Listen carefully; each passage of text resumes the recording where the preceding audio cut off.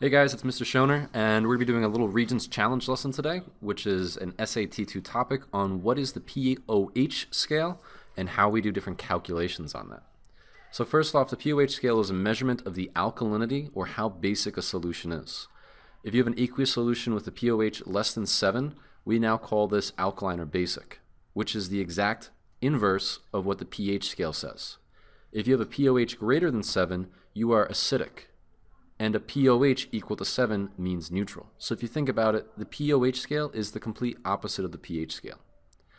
According to the water ion product, which is just a simple rule stating that acid plus base gives you neutral, the pH plus the pOH should always be 14, because 14 is what the entire pH or pOH scale is out of. So if you have a pH of 3, your pOH must be 11. So the pOH is the negative of the logarithm of the OH ion concentration, which is represented with this formula. So pOH is equal to the negative log concentration of your OH. It's the exact same thing as your pH formula. Again, looking at a number scale showing your pH and pOH, you'll notice that 7 again falls in a neutral zone. You're noticing everything on the left for pH is 0, which means very acidic, but the pOH is 14. So when you're looking at these changes, okay, you have to think about you're becoming more and more and more basic when we're doing pOH, which means you're having an increase in your hydroxide concentration.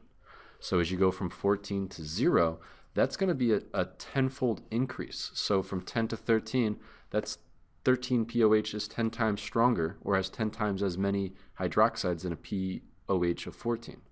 So as you go from 14 to 13 or 12 to 10 or 9 to 1, every space or every number you go over is a tenfold increase. And don't forget, if you go from, let's say, 7 to 5, that's 2 spaces. That's 10 to the first plus 10 to the first, which means that's 2, that's 10 to the second power, which is a factor of 100 times more hydroxide ions. So when we calculate the pH from the pOH, all the time you're going to be given your concentration of your hydroxides. So the very first thing you have to do is calculate your pOH, which means you need a calculator, one that can do logarithms. And then you have to calculate the pH by just taking the difference between pOH, subtracting it from 14. They're pretty simple and self-explanatory. So let's go over 2 problems. The first problem we're going to be looking at is we're trying to find the pOH and pH of a monohydroxy base. I'm specifically saying the words monohydroxy because our base only has 1 hydroxy. We know its concentration is 3 times 10 to the negative 2 molar. That's a molarity thing. Concentration is molarity. So here's your formula. The pOH is equal to the negative log of your OH. Well, we know our concentration, so we put it in.